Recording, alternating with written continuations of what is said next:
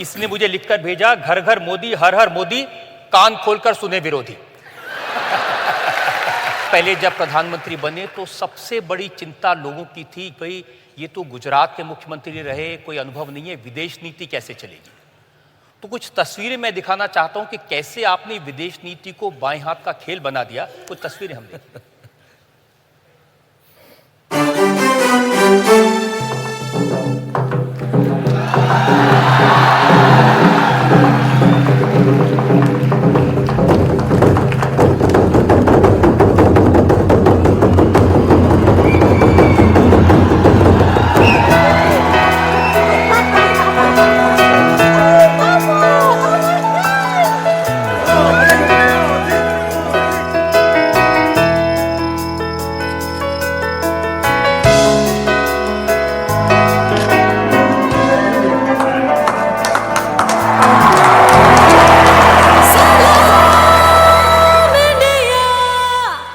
एक गरीब परिवार का कोई विदेशों में पढ़ा हुआ व्यक्ति ने एक चाय वाला इतने बड़े बड़े दुनिया के राष्ट्राध्यक्ष, इतना नॉर्मल।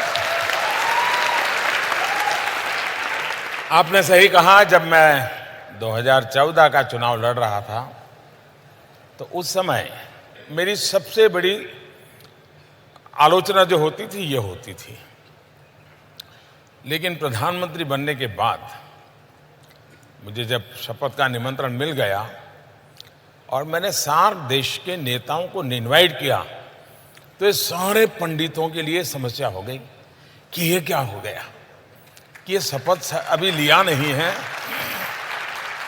और इसने ऐसा ही तीर छोड़ दिया। तो वहीं से फिर यात्रा शुरू हुई।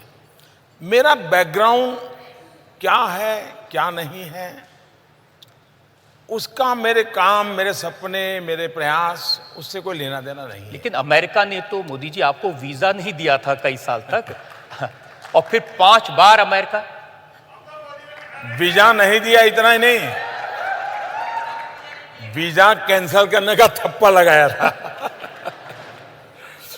और अब ट्रंप कहते हैं कि मैं पारिवारिक रिश्ते हैं, इवांका आपकी लेकिन दुनिया में आज जो आपने जो चीजें दिखाई है, दुनिया के सभी बड़े प्रमुख लोग थे।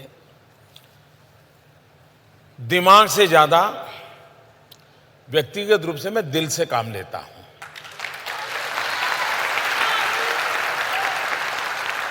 जब टेबल पर बैठते हैं, आमने सामने बैठते हैं तो उसमें दिमाग प्रमुख होता है, लेकिन टेबल पर से उठते हैं तो दिल से जुड़ने की कोशिश करता हूं मैं।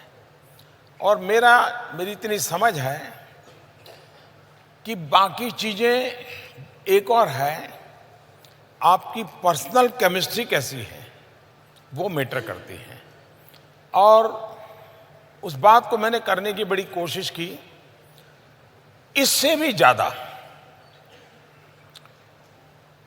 पूर्ण बहुमत की सरकार हमारे देश में, हमारे पॉलिटिकल पंडित भी इसकी ताकत नहीं समझते हैं।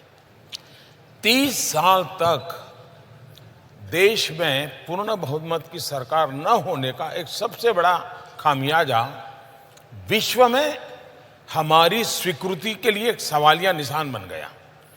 कोई भी देश होता था, यार ये कितने दिन रहेगा, ये निर्णय करेगा कौन, मानेगा। मैं विदेश नीति की सफलता के पीछे दुनिया के देशों की भारत के प्रति जो भाव जगा है उसका सबसे पहला क्रेडिट इस देश के 130 करोड़ नागरिकों को देता हूं। 2014 में 30 साल के बाद उन्होंने पूर्ण बहुमत वाली सरकार बनाई।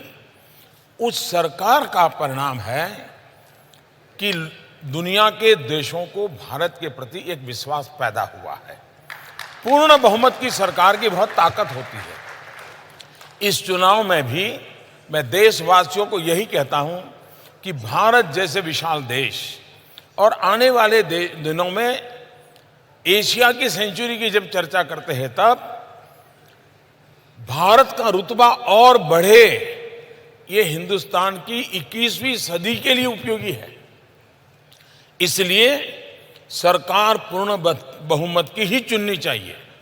पूर्ण बहुमत वाली सरकार अपने साथी दलों को साथ रख करके आगे बढ़े, ये भी भारत की विशेषताओं के कारण आवश्यक है। दूसरी बात, आपने अगर पूरी तरह एनालिसिस किया होगा तो मैं कभी ये कोशिश नहीं करता हूं कि जो नेता मुझे मिल रहा है उसके विषय में मैंने क्या पढ़ा है, क्या सुना है, उसका बैकग्राउंड क्या है, वो क्या सोचता है। जब मैं 1 to 1 मिलता हूं तो मैं उन बैगेजेस को दिमाग में भर के नहीं मिलता हूं। वो जैसा है वैसा मैं उनसे मिलता हूं और मेरे फर्स्ट एक्सपीरियंस के आधार पर चीजों को मैं स्टेप बाय स्टेप आगे ले जाता हूं। उसके कारण सामने वाले को भी एक समाधान होता है। वरना दुनिया के किसी नेता के विषय में प्रोफाइल पढ़ के जाओगे तो 50 की चीजें होती हैं, उससे कभी हम सही मूल्यांकन नहीं कर पाते। और तीसरी बात, कोई भी बात करूं, मेरे दिल में कभी ये इच्छा नहीं रहती है कि मैं अपना प्रभाव छोड़ के आऊं। ये बिल्कुल मेरे मन में इच्छा नहीं रहती है। मेरे दिल में एक ही भाव रहता है, मैं उसे हिंदुस्तान के लिए आकर्षित करके ले जाऊं वापस, उसको भारत के लिए अट्रैक्ट करूं।